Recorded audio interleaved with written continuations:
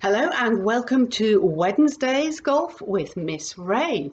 I hope you had great fun yesterday with those wonderful fairways that you created, hopefully with lots of obstacles where you need to do lots of pitching to get over obstacles and lots of putting to get your ball down the hole.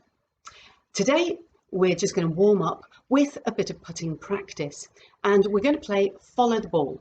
So what I've done is behind me here I've got some cones out, or some obstacles or objects, okay, that are going to be my targets. These are my targets, okay, so they're all here, and then here I have my hole, okay, and all we're going to do is we're going to follow the ball because we're going to hit each target. When we hit the target, we move on to the next target. But of course, if we miss, we're still going to follow the ball and use the ball. So here goes. Right, I'll try and get to a place where you can see me. Right, I'll start here. Starting on the first one, I've got to hit it. Oh, I missed it. 1, 2 shots. Take it away. Next target. Yes, 3 shots. Take it away. 3 strokes, we call it a stroke. Oh, went by a mile. 4. Oh, missed again. 5, try again. 6, got it. Take it away. Aiming over there now. Oh dear. Right, it's gone under steer. I'm just going to have to move it a little bit. Bit awkward. That's 6, 7, 8. Got it. Take it away. Next one is quite a long one, so I'm going to take my time. Look along the ground. Then look back. 9. I'm getting better. Oh, I'm onto the hole. I don't think I'm going to get quite in there. Oh, 10. 11. I think that was rather too many considering the number of obstacles I had. Have a go yourself. It's called follow the ball. So just set it up randomly. They can be anywhere you want, but you have to keep using the same ball. When you hit a target, you take it away, keep score, and it ends when you sink the ball. We call it sink the ball when it goes in the hole. Okay, have a go with that to warm up and then come back to me. So pause now, go play, then come back. Okay, see you in a moment. Bye. Right, now you've done your putting practice just to warm up, and now we're going to do a bit of pitching practice just to warm up. And I've come outside because it's a nice big space, and I've put on my thinking cap and I've checked everything out. I'm happy with the hose pipe. I'm not going to trip over that because I'm not running around. I'm happy with the washing lines and the bird feeders because again I'm not running around, so I can be aware of those things. But I wasn't happy with this.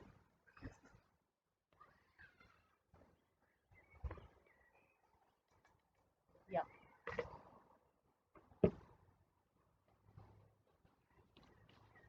That's a post sticking up out of the ground that I put my sun umbrella in. So I can't move it. So it would be very painful and damaging if I fell on it. I'd get really badly hurt. So I've put a bucket over it so that if I do fall on it, I'll be absolutely fine. Okay, so I've appraised the area. I've prepped the area. I've got my golf balls. I've got my pitcher. And I'm now going to start at the far end of my garden. I'm going to use 3 balls and I'm going to pitch them up. I'm not going to touch them with my hands, and I'm going to see how close I can get to my target with the orange ball on. And it's just a warm up. And I'm remembering that I'm using my tick-tock action. That stays the same. It's the club and the angle that pitches the ball up and does the work. Okay, so let's see how I do. Oh, pitching in the way.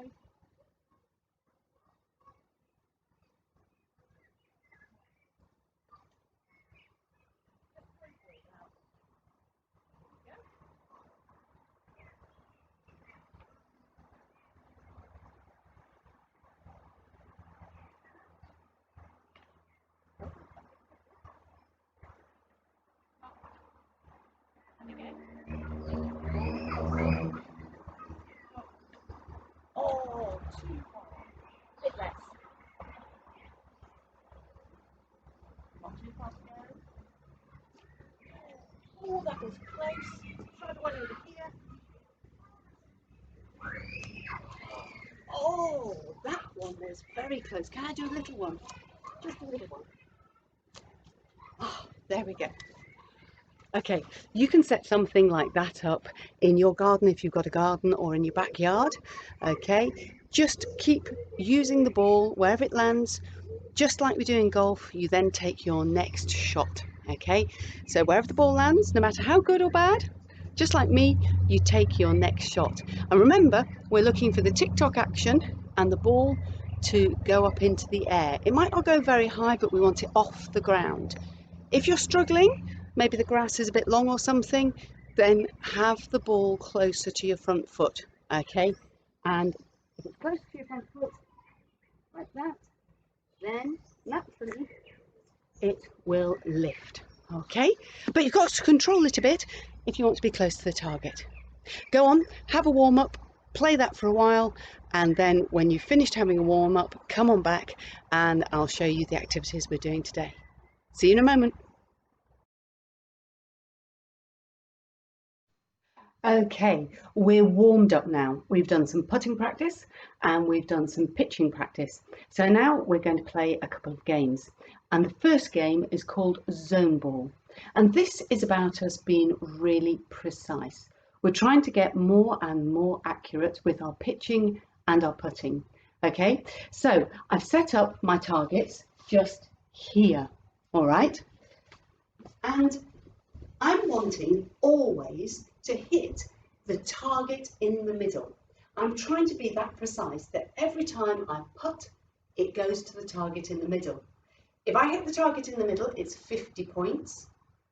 If I hit a target on each side, it's 20 points. If I'm so far out that I'm hitting one of these targets, then it's 10 points. And if I'm right at the end, hitting these targets, it's 1 point. So 50, 20, 10, 1. Okay, and the idea is to get as many points as I can. And it's quite good fun if you use more than one ball. Because do you remember what I said last time? That it's really, really good to spend your time doing the action. Okay, practicing the action, not practicing running to go and fetch the ball and bring it back to practice again.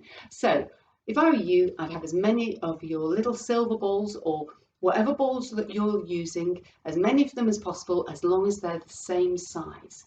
Okay, right, I better have a go and see how I do. Put the balls nearby, always try and start from about the same point. Remember feet. Remember, I'm lining them up and I'm wanting my club, my putter, to go in a straight line. Okay, so my feet and then my putter will go in a straight line. So let's see what I do on the first one. Eyes looking and then coming back. Okay. Oh, 50 points. And another one. Okay, get ready. Eyes looking, coming back. You've got plenty of time in this game. It's not a big rush. You can take your time and really think. Tick tock. Oh, that was terrible. I didn't even get 1 point. So I'll go back and have another go. So far I've got 50 points, but I've used 2 balls. Get ready again. Looking carefully. Tick tock. Oh, I hit this one. So that's 20 points. So at the moment I've got 70 points. I would keep going until I've used all of my silver balls, my silver golf balls, and then I would write my score down and have another go and see if I can beat my score. If you're playing with someone else, you can either have 2 turns, you can take turns, so one person then the other person, or even better, one person can be using this space and they can be putting from here and the other person can be putting from here. So you can both be putting at the same time as long as you know which ball is your ball. So you have to keep your eye on the ball. Okay, Pause now, go and play that game and see if you can get more and more accurate and hit that center target more and more of the time. Okay, pause, go away and practice, have fun, and I'll see you back for the next game. See you soon.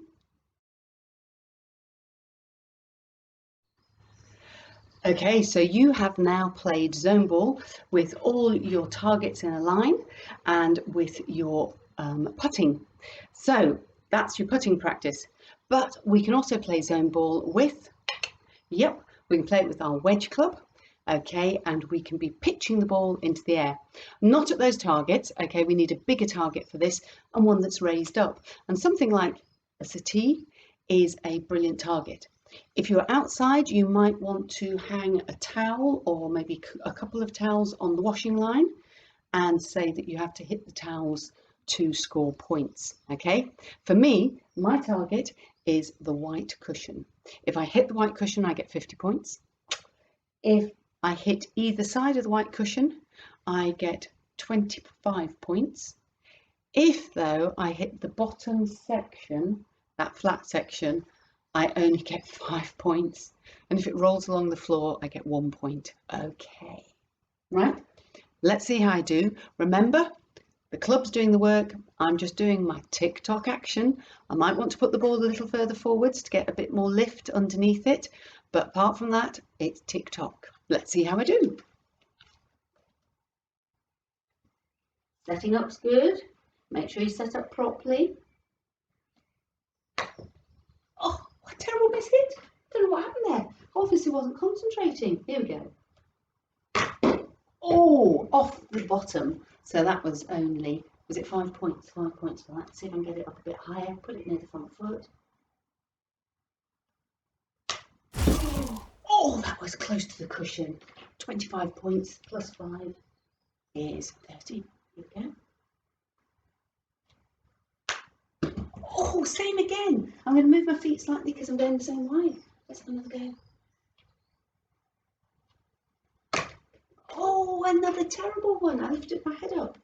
Next one. Oh dear. Can I end on a really good one? Let's hope. Oh, just caught the corner of the cushion. Okay, you can have a go at that. Have a few goes. It's really good if you can have all your silver balls together so you're not running off to get them, so that we can just keep practicing that stroke action.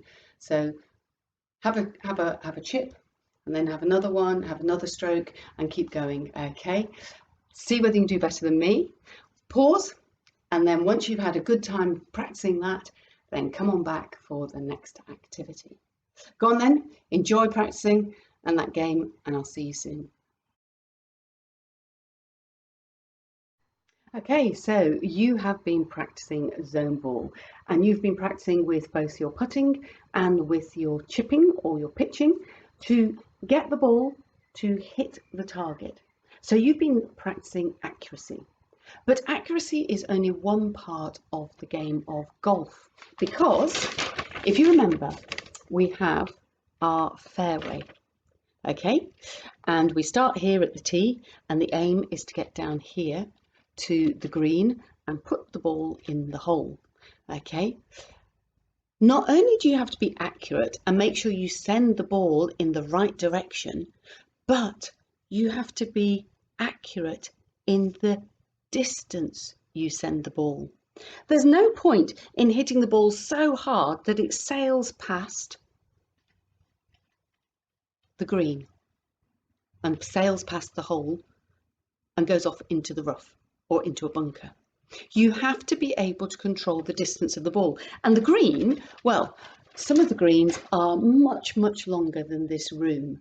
And it might be that you pitch the ball and it lands on the green, and sometimes the ball might land on the green really close to the hole. And it's a very easy little putt down the hole. Other times, the ball, you might pitch it and it lands on the green, and you might be a long way away from that hole. And you might have to do a long, controlled putt, or it might be in the middle. So you have to be able to control not only the direction of the ball, but also how far it's going to travel. Is it going to go a long way or just a short way or somewhere in the middle? And this activity is called on the spot. And I've got a spot here.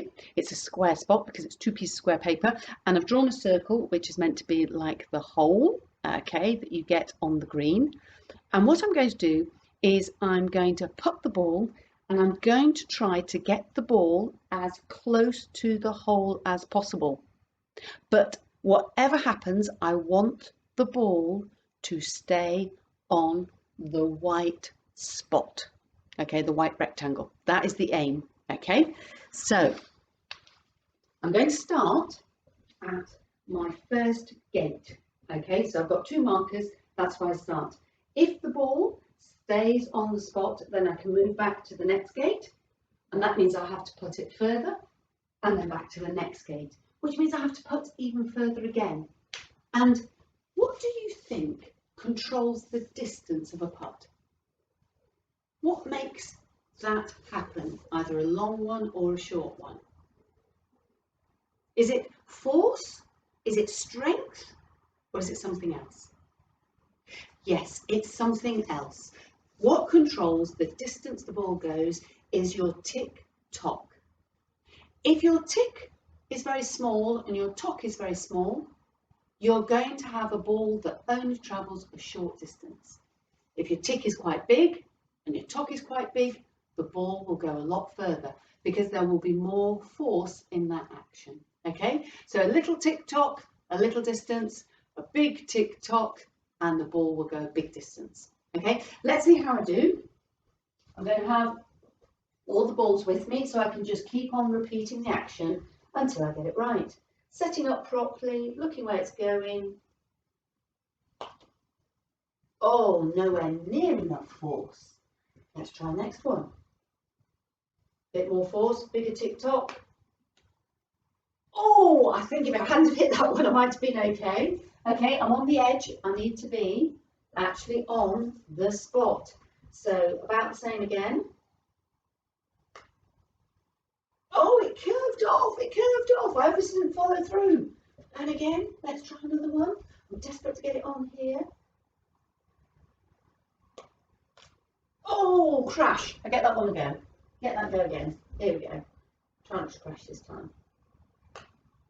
Oh, that. Oh. It rolled on and rolled off. That is typical of golf. Okay. That is what I want you to do. If you get one of the balls to stay on the mat, then you can move back to the next gate, have a few goes, okay? Do not move to the next gate until it stays on the mat. If you get really, really good with this, you should be able to go from the first gate, ball on the mat, move back to the second gate, ball on the mat, move back to the third gate, ball on the mat, and then go back to the second gate, so you're getting closer, ball on the mat, first gate, ball on the mat. Okay, so at the end, you should have 6 balls on the mat, 1 for each gate going out and coming back. I know that things aren't perfect. Ground may not be level. The balls that you're using are not perfect, but it still is good practice. It's good practice to try and get that feeling of using a bigger tick-tock the further away you are and a smaller tick-tock the nearer you are. And you can have as many gates as you want. Okay, I'm going to leave you with that activity for today, and I'd like you to practice that and see how much better you can get. Okay, and then I'll see you tomorrow for Thursday's activities. Take care, enjoy the practicing, and I'll see you tomorrow. Bye.